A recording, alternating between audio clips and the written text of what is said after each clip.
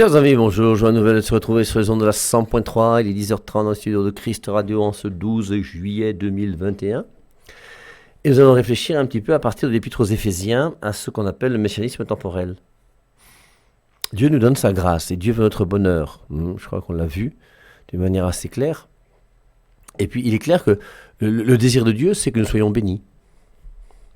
Mais le problème maintenant, la bénédiction de Dieu et ce que moi je veux comme bénédiction, est-ce que c'est la même chose ?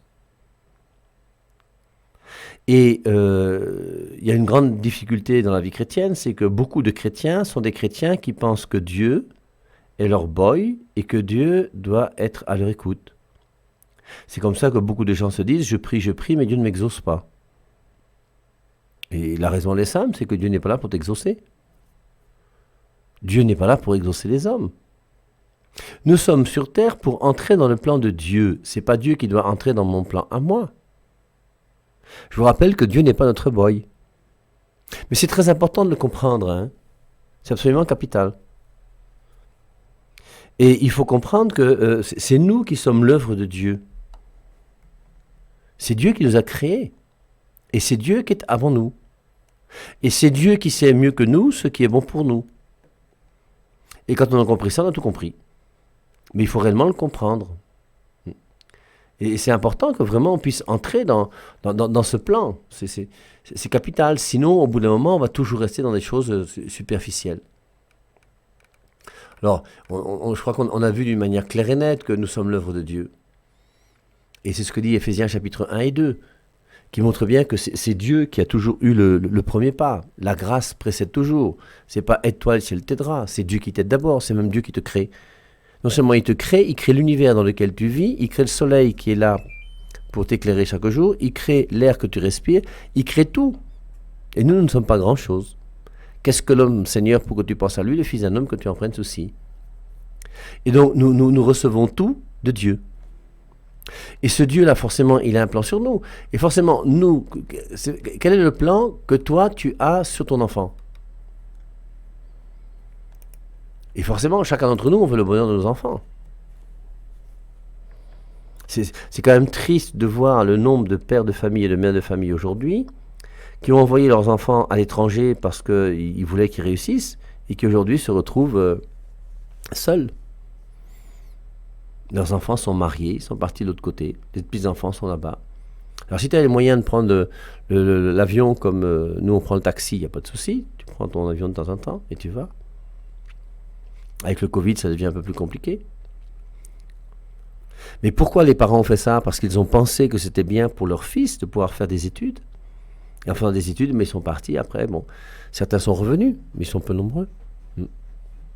Mais c'est pour ça qu'on cherche toujours le bien, le bonheur de l'autre. Et Dieu, une chose qui est sûre, c'est qu'il cherche mon bonheur. Maintenant, la vraie question, est-ce que mon bonheur passe par le fait que Dieu va me donner tous les jours l'argent nécessaire pour boire une bière ? Est-ce que Dieu va me permettre à moi de réussir sur cette terre, d'avoir une femme qui n'est pas chiante, qui me fait de beaux enfants, que tout aille bien, que personne ne meure, que personne ne soit malade Et le messianisme temporel, c'est quoi ? C'est faire de Jésus-Christ un Messie pour le temps présent. Jésus-Christ nous a sauvés. Nous a sauvés de quoi ? De l'esclavage du péché. Le peuple d'Israël était esclave des Égyptiens. Moïse a fait sortir le peuple d'Israël des mains de Pharaon. Il a ouvert la mer Rouge. Ensuite, il a ouvert le Jourdain pour entrer dans la terre promise. Et Jésus-Christ, lui, qui est plus que Moïse, notre super Moïse, nous libère non pas de l'esclavage des Égyptiens, mais de l'esclavage de Satan. Et nous sommes vainqueurs grâce à Jésus-Christ. Et donc, il veut nous apporter une victoire qui est la plus grande de toutes les victoires qui soient. Il n'y a pas de victoire plus grande que celle que Jésus-Christ nous donne. Mais maintenant, cette victoire va impliquer aussi des difficultés. Et c'est pour ça que le chrétien ne peut pas vivre sur terre sans croix. Alors, il y a croix et croix, je vous l'accorde, c'est vrai, c'est clair. Mais vouloir mettre la croix de côté quand on dit qu'on est chrétien, c'est du faux christianisme. Or, malheureusement, c'est ça qui plaît aux gens. Si on disait aux gens de la 100.3, écoutez, en écoutant la 100.3, vous inquiétez pas, à la fin de l'année, vous serez riche, tous les problèmes de maladie vont tous disparaître, vous n'aurez plus de deuil dans votre famille pendant 25 ans et je ne sais pas quoi encore. Alors réfléchissons donc sur ce qu'on appelle Jésus-Christ comme Messie. Et quand on dit que Jésus-Christ est le Messie, qu'est-ce que ça veut dire? Et Jésus-Christ est un Messie pour ce temps présent ou pas? Est-ce qu'à partir du moment où sur cette terre je suis avec Jésus-Christ, je suis heureux? Ou est-ce qu'il faut attendre simplement le paradis? Alors, j'ai d'abord pris, comme toujours, je vous le rappelle, c'est important quand on fait des études à partir des Saintes Écritures, de pouvoir revenir à l'histoire et au dictionnaire. J'ai pris le dictionnaire de français et j'ai cherché définition du mot Messie. Alors, dans certains dictionnaires, vous aurez footballeur, mais c'est pas les footballeurs, moi, qui m'intéresse. Et puis, c'est pas Messie, c'est le Messie, M-E-2-S-I-E. Personnage providentiel, donc c'est particulier, il y a la providence. Personnage providentiel qui mettra fin à l'ordre présent, imparfait ou mauvais, et instaurera un ordre de justice et de bonheur. Voilà ce qu'on appelle le Messie. La définition donc du mot français, Messie. Personnage providentiel qui mettra fin à l'ordre présent, imparfait ou mauvais, et instaurera un ordre de justice et de bonheur. Deuxième définition, dans l'Ancien Testament, libérateur d'Israël et instaurateur du règne de l'Éternel. Dans le Nouveau Testament et la tradition chrétienne, Jésus-Christ, Fils de Dieu, Rédempteur de l'humanité déchue. Alors voilà ce qu'on dit sur le Messie. Et alors, quand on prend la première définition, personnage providentiel qui mettra fin à l'ordre présent, imparfait ou mauvais, c'est vrai que le monde dans lequel on vit, il est imparfait, il est mauvais. Et on voudrait que ce monde imparfait et mauvais puisse cesser. On voudrait que tout aille bien, on voudrait que les Adolf Hitler n'existent plus. Que celui qui fait du mal soit puni. Or nous, on voit des gens qui vivent mal, qui sont des bandits, qui ont l'air très heureux. On voit des gens qui sont des bandits, qui s'enrichissent. Et nous, qui sommes chrétiens, on reste pauvres. Et au bout d'un moment, qu'est-ce qu'on va faire? On va dire que deux choses l'une. Si on est chrétien, qu'on est de vrais chrétiens, est-ce que c'est normal qu'on soit pauvre? Est-ce qu'un vrai chrétien doit être pauvre? Et c'est pour ça que dans le messianisme temporel, on va faire de Jésus-Christ un Messie qui doit me donner de l'argent. Et c'est comme ça qu'il y aura, pendant des dizaines et des dizaines d'années, il y a eu un enseignement qu'on appelle l'évangile de la prospérité. En faisant croire aux gens qu'à partir du moment où tu es chrétien, c'est normal que tu aies de l'argent. Jésus-Christ n'a jamais dit ça. C'est pas l'évangile de Jésus-Christ. Jésus-Christ n'a jamais dit que si tu seras chrétien, tu n'auras pas de soucis financiers. Il a dit, Matthieu 6, 24, il faut choisir entre Dieu et l'argent. Il y a un choix entre Dieu et l'argent. Et l'argent est un très bon serviteur, mais un très mauvais maître. Et maintenant, si je mets mon amour dans l'argent plus qu'en Dieu, bien, je suis un idolâtre. Et je préfère mon argent à Dieu. C'est pour ça qu'il est bon de fermer sa boutique le dimanche. Parce que le dimanche est un jour réservé à Dieu. Et même si ce jour-là, je ne gagne pas, je n'ai pas un bénéfice comme tous les autres jours de la semaine, c'est pas grave. Ce que Dieu va te donner est infiniment plus grand que le petit bénéfice que tu auras parce que tu as ouvert ta boutique le dimanche. Et rien ne vaut cette bénédiction de Dieu sur nous, cette protection de Dieu. Donc, le messianisme temporel, c'est personnage providentiel. Donc, on trouve un personnage providentiel. Alors, dans les nouvelles églises, ou dans les églises où on enseigne le messianisme temporel, on l'appelle Jésus, qui mettra fin à l'ordre présent. Je veux le visa, je veux la santé, je veux le mariage, je veux l'argent, je veux le travail, je veux le salaire. Donc, personnage providentiel qui mettra fin à l'ordre présent, imparfait ou mauvais, et instaurant un ordre de justice et de bonheur. Eh bien, cela ne peut pas exister sur la terre, même pour nous les chrétiens. Jésus-Christ n'a jamais dit qu'à partir du moment où tu seras chrétien, tu ne seras pas malade. Jésus-Christ aurait pu faire que le jour où on est baptisé, la grâce du baptême fait que les moustiques ne nous piquent plus. Comme ça, il y a des gens qui se feraient baptiser uniquement pour que les moustiques ne les piquent plus. C'est pas ce qu'il a fait. Et même une fois que tu reçois la grâce extraordinaire du salut qui est donnée par le baptême, mais tu continues à avoir des moustiques qui te piquent. Et même si tu es baptisé, tu continues à mourir. Même les enfants baptisés meurent. Et donc, il faut que nous ayons un regard sur Jésus-Christ comme étant le véritable Messie, qui m'a sauvé. Oui, je suis sauvé, mais je ne suis pas sauvé des dettes que je peux avoir. Je ne suis pas sauvé du fait que ma femme ne mourra pas un jour, ou que je n'enterrerai pas mon enfant.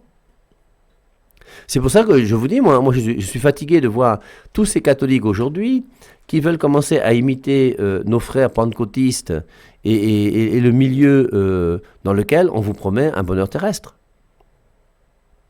Moi, je suis incapable de vous dire que vous, les gens de la 100.3, Dieu va vous bénir et vous n'aurez pas de malheur cette année. C'est pas que la prochaine personne qui écoute la 100.3 qui va mourir, ça peut être moi. Et des accidents arrivent tous les jours. Est-ce que les gens qui meurent quand il y a un accident à la falaise ou sur l'axe lourd ou ailleurs, c'est parce qu'ils péchaient plus que les autres, comme disait Jésus au moment de la tour de Siloé? Ils n'étaient pas le plus grand pécheur, mais ça fait partie, ben oui, de la vie de chaque jour, avec des hauts et des bas, avec des difficultés. Donc, c'est important, vous voyez, de ne pas confondre le messianisme temporel avec Jésus-Christ qui est le véritable Messie. Et Jésus-Christ n'est pas un Messie qui est venu sur terre pour que tout ce que nous fassions aille bien. Il a permis que le Père et Marie aient une grippe. Alors, la grippe, c'est pas très grave. C'est un peu pénible parce que tu dors mal la nuit, tu peux avoir mal à la poitrine, tu peux avoir mal à la tête. Tu as besoin de mouchoirs constamment. Ce sont des petits détails. Et donc, Jésus-Christ, lui, c'est un Messie qui est venu non pas mettre fin à l'ordre présent, imparfait ou mauvais, mais qui est venu instaurer un ordre de justice et de bonheur, qui fait que grâce à lui, Jésus-Christ, le Messie, qui est un Messie spirituel et non pas un Messie temporel, eh bien, il est venu mettre fin à l'emprise du diable sur l'homme.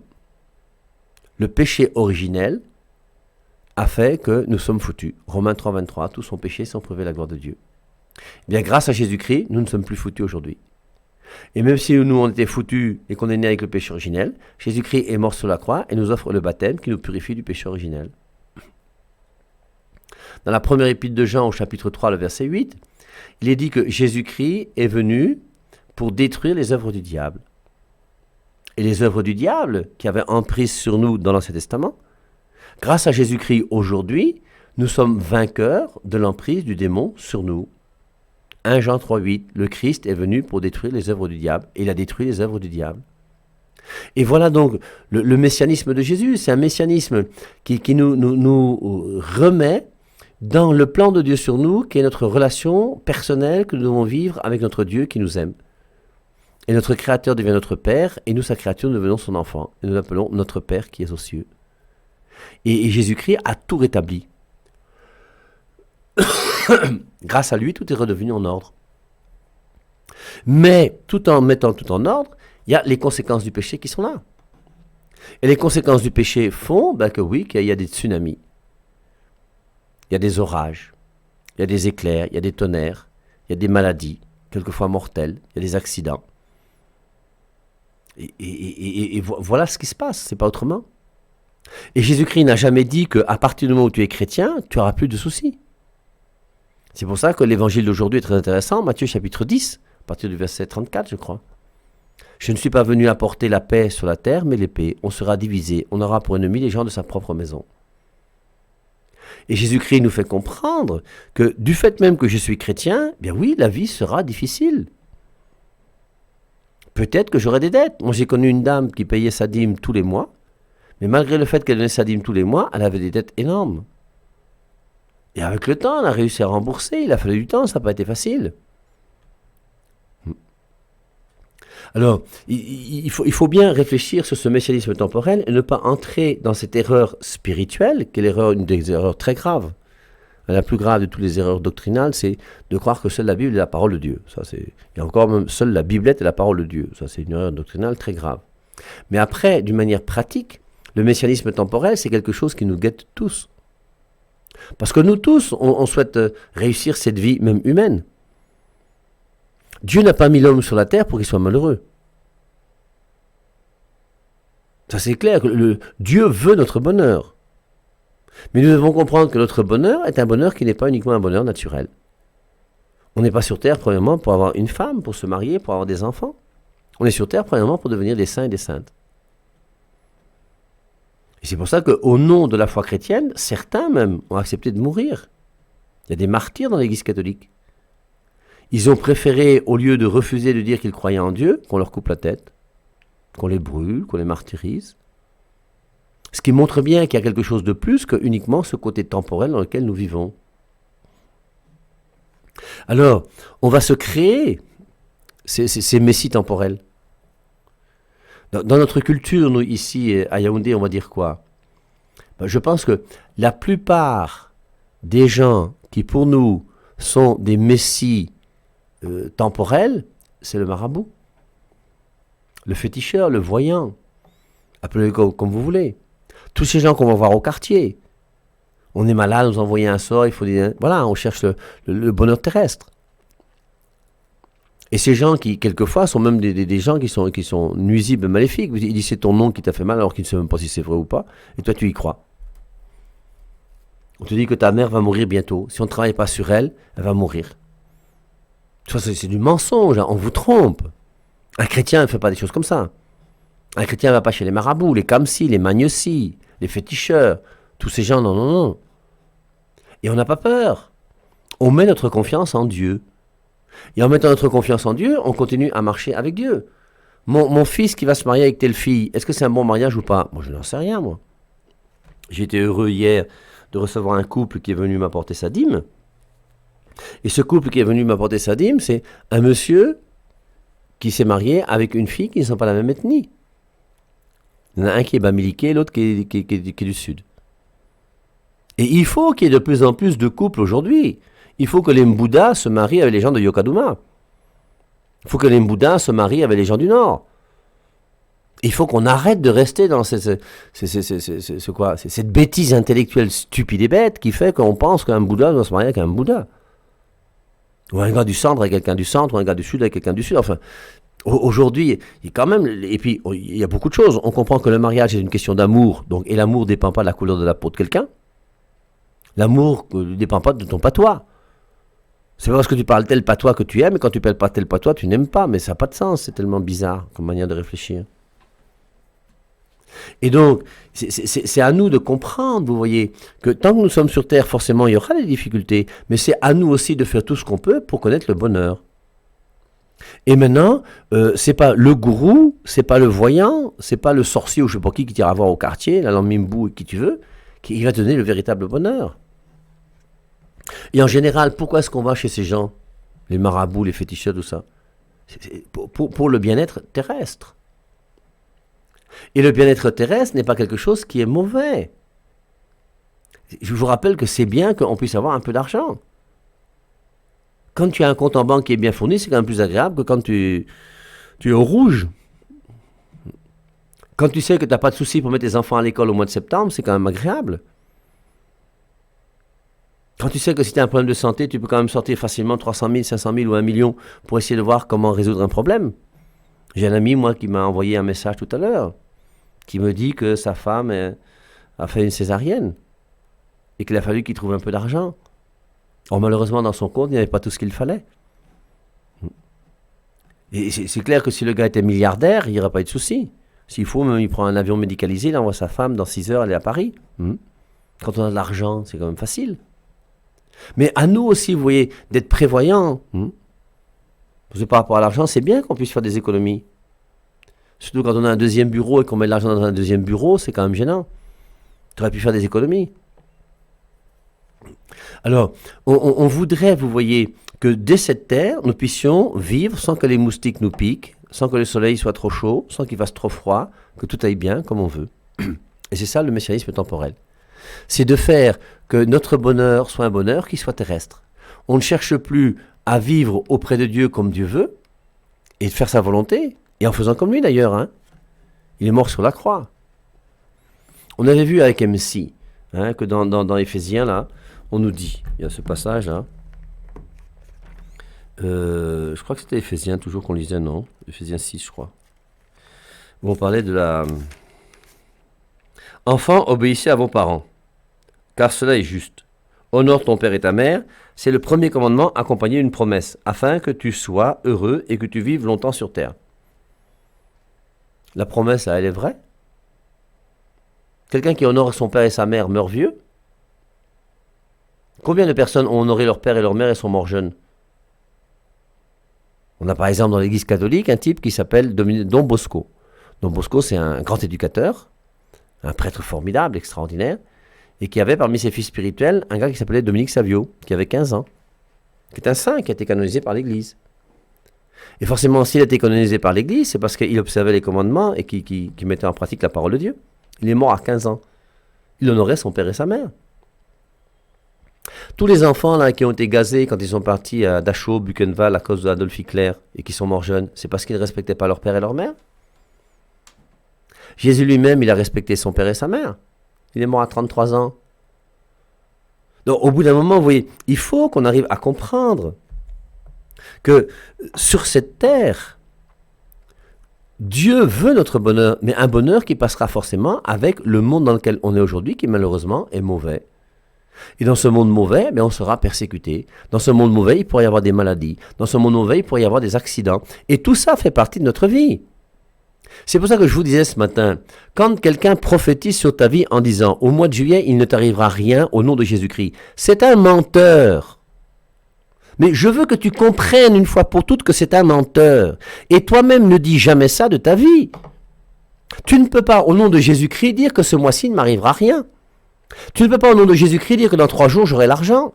Et quand tu dis ça, il y a des gens qui disent « Amen, amen, amen ». Amen quoi, idiot, bête que tu es. Il n'y a pas d'amen à dire sur des bêtises pareilles. Chaque jour, mène ta vie chrétienne. Mets Dieu à la première place. Trace ta route avec lui. Marche. Et une chose qui est sûre, Matthieu 6, 24, il faut choisir entre Dieu et l'argent. Mais Matthieu 6, 33, occupez-vous premièrement du royaume des cieux et tout le reste vous sera donné par surcroît. Et si tu entends un prophète, que moi j'appelle un faux prophète, même si c'est un prêtre catholique qui dit ça, c'est un faux prophète, qui dit qu'il ne vous arrivera pas de soucis, la bénédiction de Dieu est avec vous, amen, tout ça, ce sont des histoires. Et si c'est un vrai prophète de Dieu, il doit te dire, nous souhaitons que Dieu soit avec toi et nous savons qu'il sera avec toi, même si on te coupe un pied, même si on t'arrache un œil, même si ton enfant meurt ce mois-ci, c'est que Dieu existe toujours. C'est pas parce que ton enfant meurt que Dieu n'existe plus et que la vie chrétienne n'est plus là. Heureusement qu'aujourd'hui, la plupart de ces faux pasteurs bidons et bizarres qui vous ont enseigné l'évangile de la prospérité sont revenus sur ça et n'y croient plus. Benny Hill, même Joss Meyer était un peu dedans, enfin ils étaient plusieurs. En disant qu'à partir du moment où tu es chrétien, ben oui, Dieu me sauve, il me sauve dans mon corps, il me sauve dans mon âme. Mais le salut de mon corps, c'est pas que je vais pas mourir. Le salut de mon corps, c'est pas que j'aurai pas une gangrène. Le salut de mon corps, c'est pas que je ne serai pas opéré de myome ou de fibrome ou d'appendicite. C'est pas ça le salut de mon corps. C'est que je serai éternellement auprès de Dieu lorsqu'il y aura la résurrection de la chair. Voilà la véritable victoire par rapport à notre corps. Et c'est pour ça donc, c'est pas parce que tu es chrétien que forcément tu auras de l'argent. Mais si tu es un vrai chrétien, tu auras ce qui t'est nécessaire pour vivre. Et ne t'inquiète pas. Je vous rappelle que dans le passage de Matthieu 6, 24, 34, il dit 4 fois, ne vous inquiétez pas. Pourtant, quand on n'a pas d'argent, il y a de quoi s'inquiéter. Quelqu'un qui ne sait pas comment il va payer son loyer à la fin du mois, c'est normal qu'il s'inquiète. Bon, maintenant, quand il ne sait pas comment il va payer son foyer à la fin du mois, mais qu'il prend des dettes dans un bar parce qu'il boit la bière, là, c'est qu'il est un peu bête aussi, lui, que les choses soient claires. On boit la bière quand on a les moyens de boire la bière. S'il n'y a pas les moyens de boire la bière, bah, tu prends de l'eau et puis tu deviens manœuvre dans un chantier quelque part et tu te bats comme tu peux, c'est tout. Donc, tout ça pour vous dire, vous voyez que la vie chrétienne va impliquer que nous puissions comprendre que même dans cette vie sur laquelle nous sommes, qui nous prépare au véritable bonheur le jour où on va mourir, il y aura forcément la croix qui est présente et des persécutions. Il n'y a pas de vie chrétienne sans croix. Je vous cite quelques versets bibliques. 2 Thessaloniciens, chapitre 1, verset 4. « Aussi sommes-nous fiers de vous dans les églises de Dieu, quand nous parlons de votre persévérance et de votre foi au milieu de toutes ces épreuves et persécutions que vous supportez. » Saint Paul, deuxième épître aux Thessaloniciens, chapitre 1, verset 4. Je relis. « Aussi sommes-nous fiers de vous dans les églises de Dieu, quand nous parlons de votre persévérance et de votre foi au milieu de toutes ces épreuves et persécutions que vous supportez. » Cherchez sur Internet persécution de l'apôtre Paul. Il a été persécuté jusqu'à être lapidé. On pensait même qu'il était mort. Bon, comme il n'est pas mort, on l'a remis sur pied quand même. Il est reparti travailler. Les naufrages, les bandits, les brigands en route, les coups de chicotte reçus par les Juifs comme punition. Le gars, Dans l'Épître aux Éphésiens, il dit, mais voilà, moi je suis arrêté, je suis persécuté, c'est vrai, mais c'est une gloire pour vous. Réjouissez-vous. 2 Timothée 3, deuxième épître à Timothée, chapitre 3, versets 10 à 12. Toi, au contraire, tu m'as suivi dans l'enseignement, la conduite, les desseins, la foi, la longanimité, la charité, la constance, les persécutions. Tu m'as suivi dans les persécutions, les souffrances, telles qu'il m'en est arrivé à Antioche, à Iconium et à Lystre. Quelle persécution j'ai endurée, et de toutes le Seigneur m'a sauvé. Aussi bien, 2 Timothée chapitre 3 verset 12, aussi bien tous ceux qui veulent vivre avec piété dans le Christ, Jésus, auront à souffrir persécution. Donc la persécution fait partie de notre vie chrétienne. Conséquence du péché originel, tu accoucheras dans la douleur. La terre fera pousser des charbons, tu travailleras à la sueur de ton front. Acte 8, versets 1 à 3. Saul, lui, approuvait ce meurtre. Alors le meurtre, là, vous vous souvenez, c'est le meurtre d'Étienne. Étienne qui était lapidé.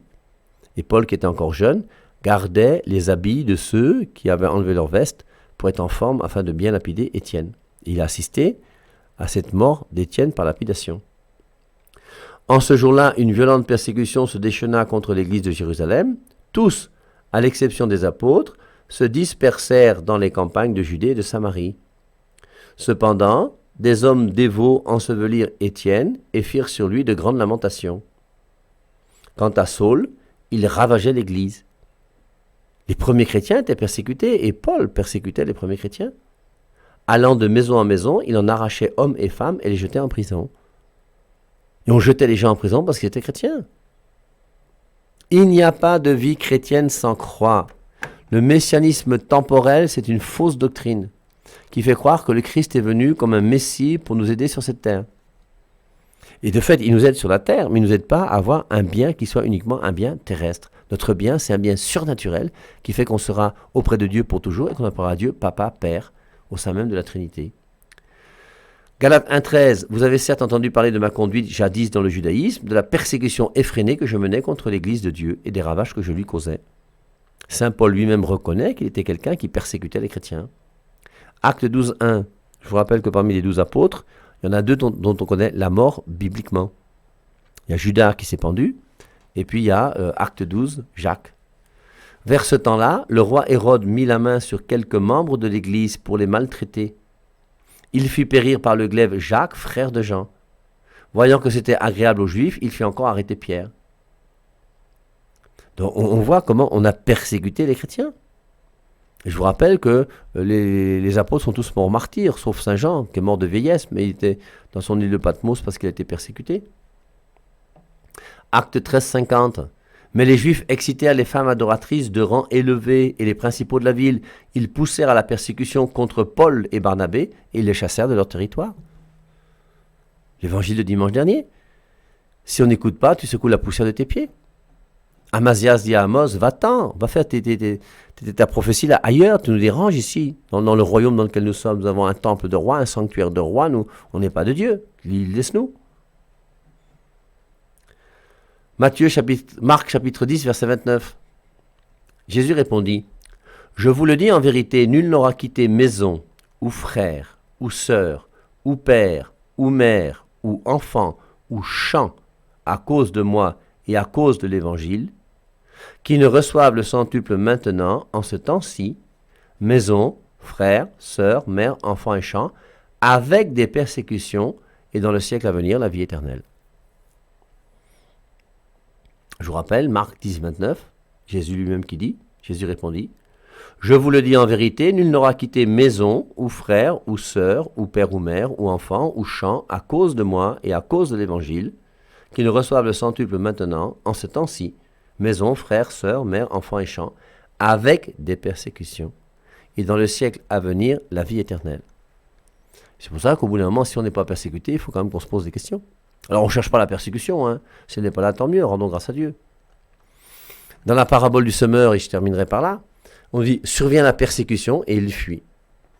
Les faux chrétiens, dès qu'ils voient la persécution, ils vont commencer à fuir. C'est la graine qui n'est pas bien enracinée. Donc le messianisme temporel, c'est faire de Jésus-Christ un Messie pour le temps présent. Je dois avoir un bon travail, un bon poste. C'est normal qu'on ne puisse pas me demander le choco, qu'il n'y ait pas de corruption, que tout soit clair. Il ne faut pas que le moustique me pique, il faut que tout aille bien. Non. Le messianisme temporel, Jésus-Christ n'est pas un Messie pour le temps présent. Jésus-Christ est un Messie qui nous sauve du problème du mal. Je vous rappelle que par le baptême, nous sommes donc délivrés du péché originel. Et 1 Jean 3,8, il est venu pour détruire les œuvres du diable. Et en Jésus-Christ, nous sommes vecteurs et victorieux, même si la croix est toujours là, et même si nous aurons toujours des persécutions.